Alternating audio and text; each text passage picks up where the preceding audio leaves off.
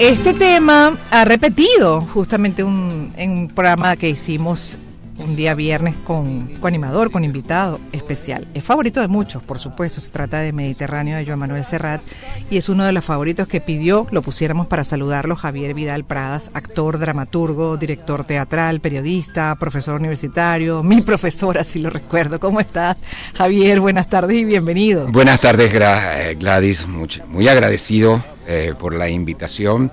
Un programa tan escuchado por todos tus radio oyentes, donde me incluyo en ellos. Y bueno, pues vamos a ver si estoy a la altura para ser un cómplice contigo. Qué lindo, imagínate. Mi profe hoy se va a encargar de este programa a las 2 horas y yo iré de la mano con él, como así fue, y qué lindo recuerdo en la Universidad Católica Andrés Bello, por ejemplo, en lo que fue el segundo año de carrera, estudiando en ese caso, en esa oportunidad radio era el profesor. Sí. Y una de las preguntas que también hasta el sol de hoy me hago, Javier, ¿por qué lamentablemente yo no viví la experiencia contigo de que hayas sido mi profesor de teatro? Sí, bueno, en primer lugar fui profesor de radio durante 25 años en la Católica, porque bueno, mi tesis de grado fue de radio, fui preparador en el último. El padre Ibáñez, no sé si tú lo llegaste a conocer, sí. Él me dijo, no, tienes que inscríbete para que seas instructor, etcétera, etcétera, etcétera. Y el de teatro, pues lo tenía Marcos Reyes, y bueno, ahí entre unas cosas y otras, a veces el mundo académico no es tan prístino, tan puro, también tiene algo de mezquindad, eso nunca no me lo llegaron a dar, a pesar de que sí tuve varios años dando las clases de teatro. Como también llegué a dar las de televisión. Lo que pasa es que de televisión eran muy exigentes para mí. Yo ya estaba pues muy involucrado también con el mundo de la televisión, teatro por la noche. Entonces, claro, el tiempo de la educación también era muy exigente. Y eso, uno va pasando los años y uno sentía que la Universidad Católica cada vez le quedaba como más lejos, aunque no se movía, ¿no? Y ya me entiendo. Sí, con el tráfico además que era de hora y media, 2 horas. Sí. Dios. Y yo que viví ni siquiera estaba hecha aún ni siquiera la encrucijada, ¿no? Que era el puente de hierro. Y bueno, se me hizo muy, hasta que bueno, duré hasta fin de siglo como profesor en la Católica. Que por cierto me encanta todo lo que están haciendo, la están modernizando desde el punto de vista de contenido, de programación, me parece genial todo lo que van agregando, adaptándose a los nuevos tiempos, a este siglo XXI como debe ser. Por cierto, y esas paradojas, Javier, porque de verdad que, bueno, imagínate tú, si eres una referencia en el teatro, y a mí no me dio clases Marcos Reyes, sino me dio Martín de la Vega. Ah, Martínez de la Vega, sí, lo llaman López de Rueda. No lo iba a decir yo. No. Pero esa es la parte, tú sabes, esos chistes internos universitarios. Pero vete una vez cómo me llamaban a mí. Que eso claro, con todo el respeto que se merece, por supuesto, gran profesor. Pero gran sin duda, una de las cosas que incluso en su momento yo cuestionaba, justamente, y creo que te lo compartí en alguna otra entrevista que te hice, de esa inquietud también como estudiante, que yo decía, caramba, estas son clases como para hacerlas de manera vivenciales. Que el teatro se enseña a través justamente de esas herramientas que tiene, incluso fabulosas, para transmitir como la actuación. Y no se hizo, era una cosa muy estática, aburrida, se me hizo de las clases más pesadas a pesar del contenido maravilloso, hermoso que tiene el teatro. Y ahí tu reflexión como docente, justamente en estos tiempos, ¿hacia dónde apuntarías tú, por ejemplo, la docencia hoy en día?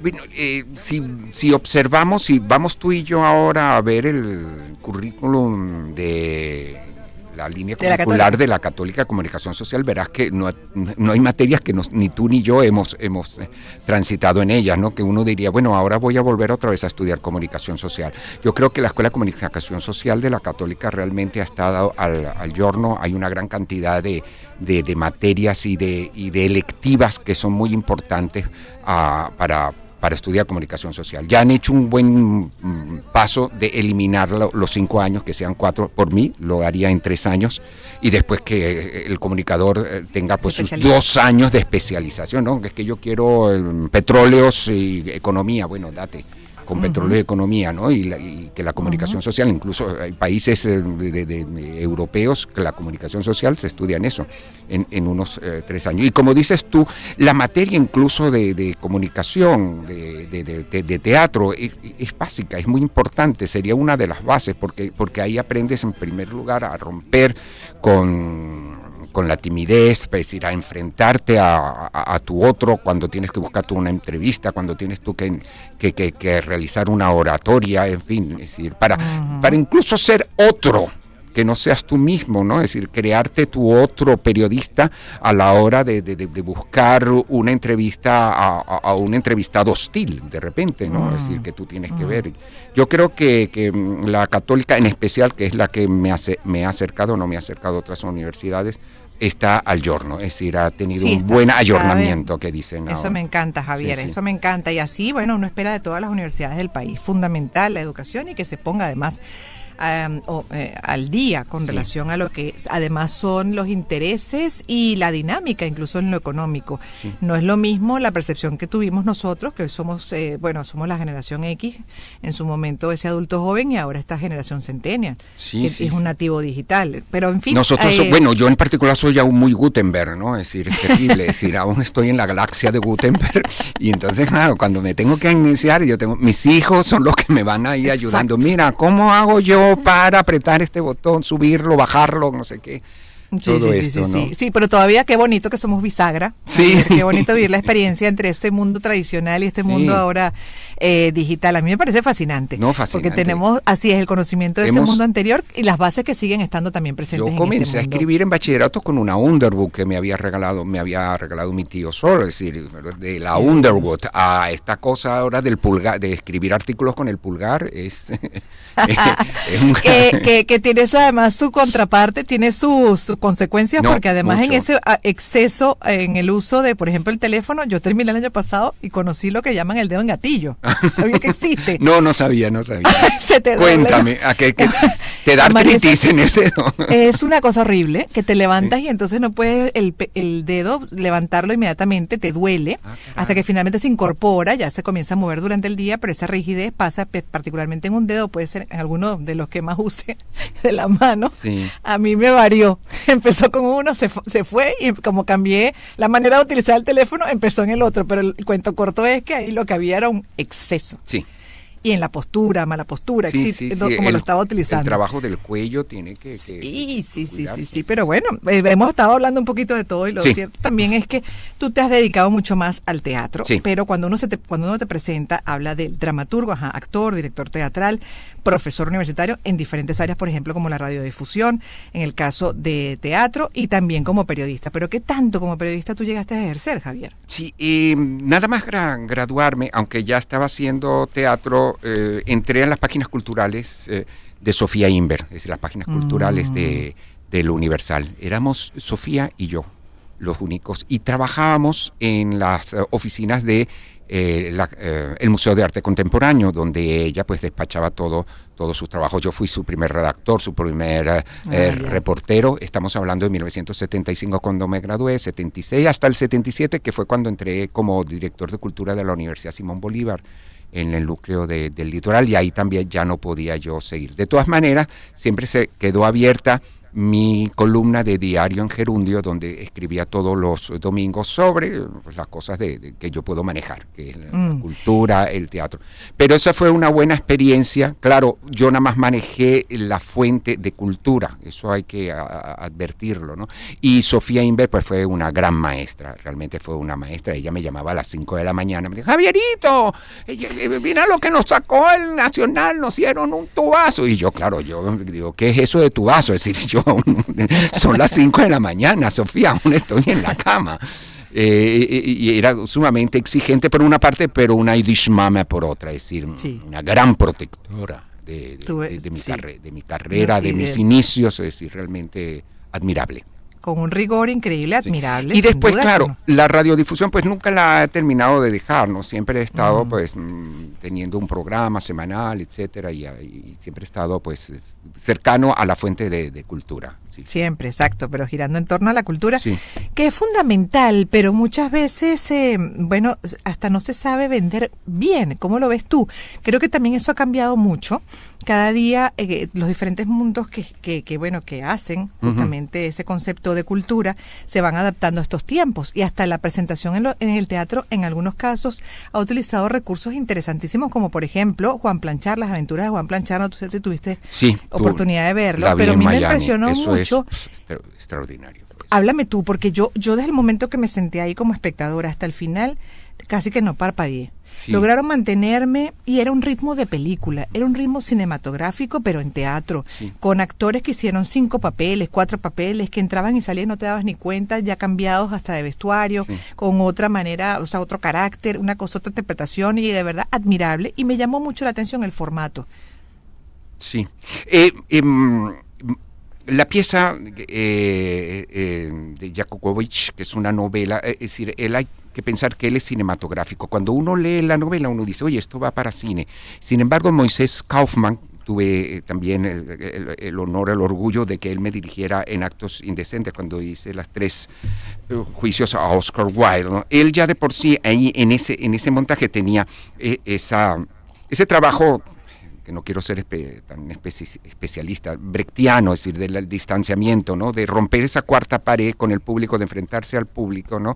De convertirse, de cambiar de que un actor realice varios personajes en un ritmo trepidante, como es el de Juan Planchar, ¿verdad? En este espectáculo en especial. Eso por una parte. Por otra parte, que es lo que más te tocó a ti, es decir, uno fuera de Venezuela, un espectáculo del exilio, ¿verdad? Uno encuentra una comunicación que sabe muy bien que aquí en Venezuela, hoy por hoy, ese espectáculo no lo podemos ver. No por los problemas de tipo de costos que puede ser, sino por el contenido político que tiene, altamente contenido, y bueno, que aparece hasta el expresidente, desaparecido presidente, es una cosa bastante fuerte, sí, ¿no? Y el personaje principal tiene que ver con lo que denominamos en el algo popular enchufado.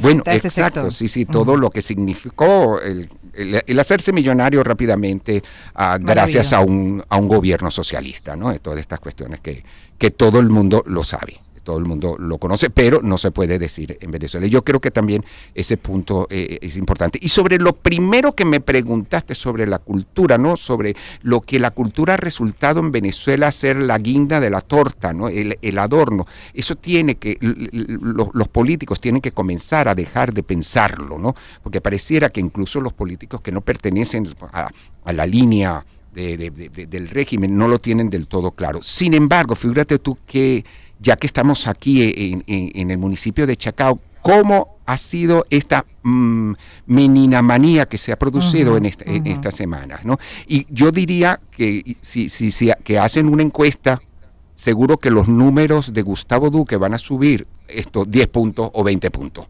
Mucho más que los que tapando huecos o colocando... Es muy importante bueno, decirle esto, o los ojos de gato fluorescentes, ¿no? En la carretera, ¿no? Es decir, es un elemento de cultura de cielo abierto, ¿verdad? Donde turba y perturba a la ciudadanía, es decir, la ciudadanía camina y dice, ¿qué es esto que está aquí? Es decir, son las meninas. ¿Qué son las meninas? Porque en un alto porcentaje seguro que no saben aún quién es Diego Velázquez, ¿no? Y que hubo un cuadro que en el siglo XVII se pintó, donde aparece en el medio la infanta Margarita, ¿no? Con las meninas, que son sus damas de honor, en fin, todas estas cosas que contiene esta pieza que también forma parte de nuestra identidad cultural, porque hablar de Velázquez, hablar de Lope, hablar de Calderón, hablar de Lope de Vega, es hablar de Venezuela también, porque hay una iconografía y hay una lengua y hay un derecho romano, hay una estética helenística que nosotros heredamos. La cultura incluso puede sumar hasta a electores, que es lo que más buscan siempre los políticos. Y ellos tienen que pensar que la cultura no es simplemente la guinda de la torta, todo lo contrario. La cultura es el continente que contiene lo social, lo económico, todo, lo político. Un país sin cultura es un país sin civilización, sin civilidad. Cuando uno va a una obra de teatro, cuando uno se fotografía con las meninas, se siente más persona, más gente, más civil, más civilizada. Y la civilización es la única que podrá vencer a la barbarie, con todo y que a veces pensamos que ella es la que está ganando terreno, ¿no? Tal cual. Bueno, vamos, por cierto, hablando de esos orígenes y ese vínculo con España, también escogiste a Serrat, a Mediterráneo, un tema que decía al inicio, ya ha estado en este programa de formato de día viernes, así es, con invitados que lo han pedido también para saludarlos, para justamente darle la bienvenida. Dentro de sus temas favoritos está Serrat con Mediterráneo. Y en el tuyo, ¿por qué? Por ese vínculo que tienes desde siempre, ¿no? Siempre también, cuando te dicen escoge uno, es dificilísimo, Gladys, uno dice, sí, escoger una, Dios mío. Es verdad.